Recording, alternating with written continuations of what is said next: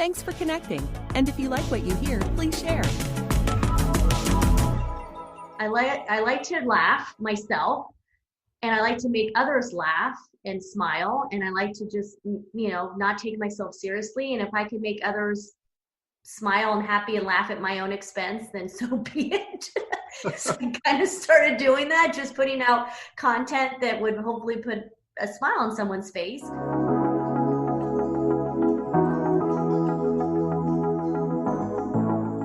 Do you want to know how amazing people connect? Well, you're in the right place. Welcome to Marketing with Russ, aka #RussSelfie.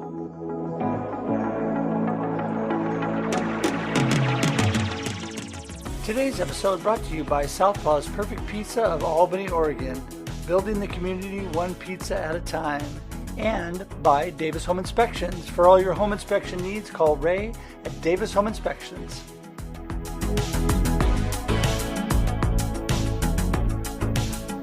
Hey everybody, Russ here with another episode of Marketing with Russ, aka #RussSelfie. So great to be with you today, and I am here with a new friend, Raquel Borras, who is outstanding, originally from the San Diego area and now is in Virginia and doing amazing things, and we're going to talk to her today. But first, I just want to welcome her in and say hi. How's it going, Raquel? It's going great. That's so awesome. Well, listen, I just wanted to tell you today, all of you that are here joining us, that this podcast is all about how amazing people connect. And Raquel is one of those amazing people that we're going to talk to today. Love talking connection. And if you want to connect with me, you can go to russhedge.com. That's russhedge.com. And I love to connect with people. You can actually schedule time to chat with me right on my website. There's also links to all my social media, so that's great. You can go to Facebook, LinkedIn, Twitter, whatever you like, Instagram. I'm on all of them. So it's great to be able to connect with you and talk with you. And also you can find out more information about me, about my coaching, motivational speaking, about my new book. Let's see if I point the right way. There you go. Befuddled, Live the Life You Choose. That's it. There you go. And so, it's all about encouraging you to live the life you choose and not get caught up in a befuddled state. So that's enough about me. Now I'm just going to go ahead and welcome Raquel in. We're going to welcome her in, and she's going to tell us a little bit more about herself. Go ahead, Raquel. Tell us more about you. Well, before I do, I'm going to have to start using the word befuddled, because I tend to, I use the same freaking words all day long. So now befuddled is going to be in my vocabulary. So thank you. You're welcome. It's a great word. I have to tell you, it came from my beautiful wife. Not that I didn't know the word, but the reason my book is named that. And one day she looked at me, I was a little bit out of sorts. And she said, are you okay? And I said, no, I'm fine. She goes, no, really, are you okay? Because you look kind of befuddled. I love That's that. the name of the book. Well, I've never heard of it before. So this is my introduction to befuddled. There you go. There you go. New words. So about myself, gosh, this is always like a tricky one, because I could, go on forever. But just to kind of keep it short in the cliff notes, I started my own business earlier this year in January for personal branding. I was in the mortgage industry for a good 6 years and just kind of naturally ended up in the branding space. Decided to go out on my own because I wanted to be able to work with anybody and everybody in all industries, not just mortgage and real estate. And then, we all know, and March happens, right? I think it's March 13th, I think technically is the date that everything kind of went into shutdown mode. And so being that I was a new business and many people were not spending their money on personal branding consultants, they were just worried about how they're going to, stay in business or pay their mortgage, their rent, and so forth. I decided to kind of take a different approach. I was already online. I was already present on LinkedIn. So I thought, you know what? I like to laugh myself, and I like to make others laugh and smile. And I like to just, not take myself seriously. And if I could make others smile and happy and laugh at my own expense, then so be it. So I kind of started doing that, just putting out content that would hopefully put a smile on someone's face, because there was so much doom and gloom. And then I just started naturally kind of giving tips on personal branding too, kind of giving some free advice out there and free education. And it just kind of took this crazy turn where now I started a YouTube channel a couple weeks ago where I'm talking to our youth, because I realize they're the ones that are really being impacted. Not that adults aren't, but I don't think we know the extent of how this is going to affect the younger generations, being that not only are we in a pandemic, but social media in general. Already social media was having an impact on them, on their mental health.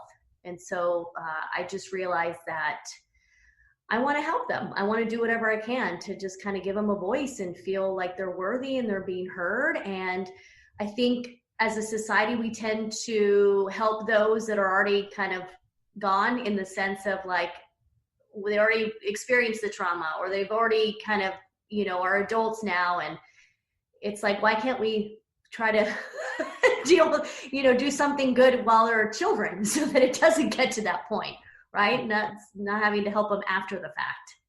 That's so interesting, because you and I talked more about that. And I think that is so important. I mean, I told you that my wife is in elementary education. Yeah. And so seeing how that kids are interacting with the way things are now, it's really critical, I think, to be able to reach out to the kids. Tell us a little bit more about what you're doing there. So I thought, okay, well, what can I do that's different? And what can I do that's the opposite of like TikTok and Instagram? I mean, we know with TikTok and Instagram Reels and, and the other platforms, it's everything's kind of, the music, the dancing, it's, it's like they start feeling competition of like, I have to do a video that goes viral, or I have to one up the previous video that I did. So there's a lot of pressure just in the content that kids put out, right? So just imagine adults, we feel pressure about our content. Like kids, they're putting out content too. And there's a lot of pressure there, because there are some kids making some kadash with their videos going viral on TikTok. So I thought, okay, I want to do something completely opposite. So I thought, all right, why don't I just have simple conversations with kids? Just unscripted, no editing, no music in the background, no dancing around, just a simple like, hey, so what are you into? What kind of show are you watching? How do you feel about what's going on right now? And just keep it basic, back to the basics. There's something to be said about the basics, right? And so that's what I'm doing. And I'm hoping that this channel attracts not only other kids to kind of feel like they can relate with other kids, but parents. Maybe they'll get on the channel and want to get some kind of insight as to what kids are thinking. And I think maybe that'll help them too as parents. Yeah, no, exactly. I think it can be super beneficial both ways, because I think a lot of times adults are so busy and doing things, they don't really know what the kids are thinking. And with an unscripted place to really be authentic and vulnerable and talk with somebody, I think that you will be able to get to what the kids are really thinking. And there is a lot of that.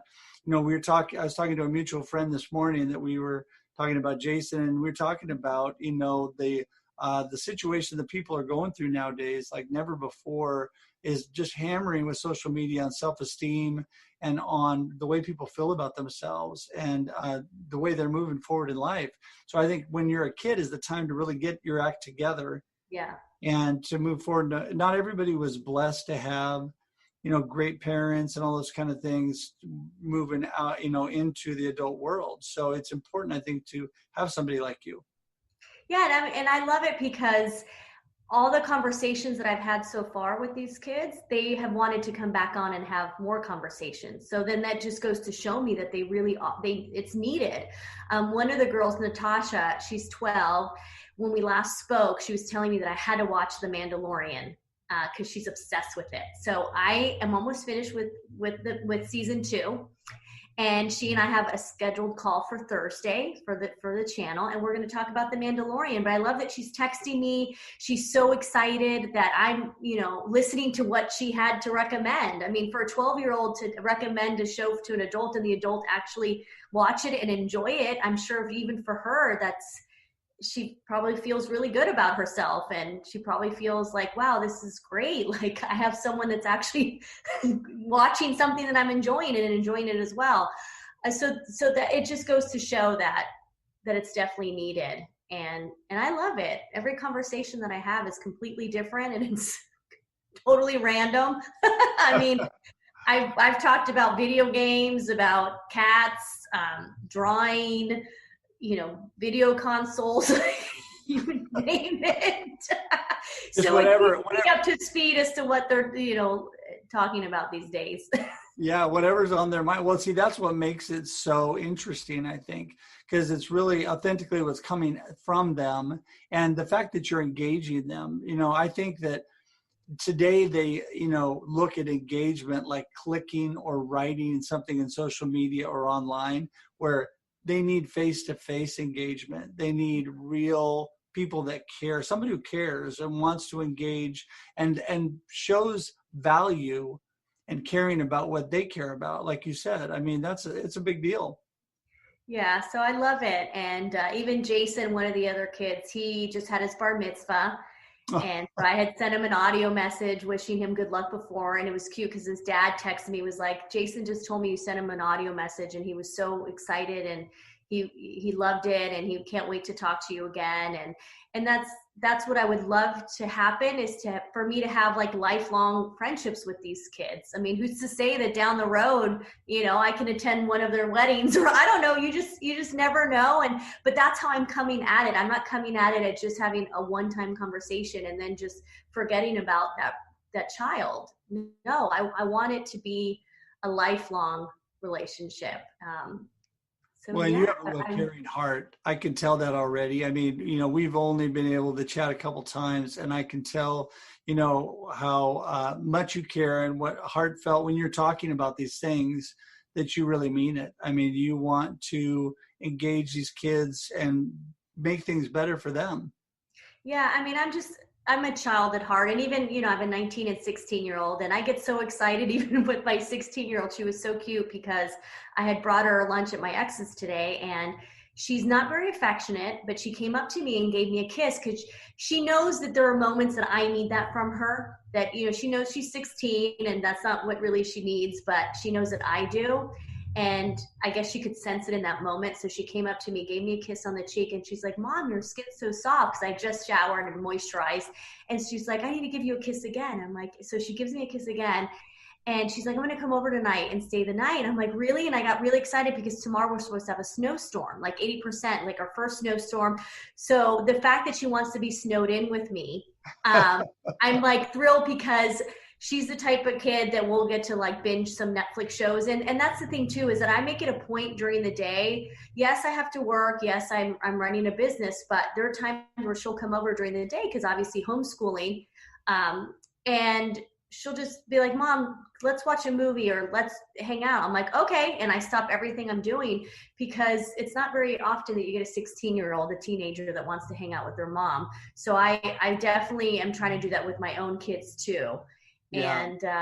And it seems to be working, where my daughter is very open with me, and she'll come to me with any kind of problems she has. Even her friends, they'll come over, and it's cute because she'll be on the phone with them FaceTiming, and there'll be some drama happening. And she's like, hey, I'm here with my mom. Do I need to go upstairs? They're like, no, your mom's fine. Like, I love that they don't mind that I'm listening, because a lot of times too, I'll chime in and I'll give them a little bit of insight. Like, hey ladies, I'm 45, been there, done that. It still happens as an adult, all the cattiness and the drama.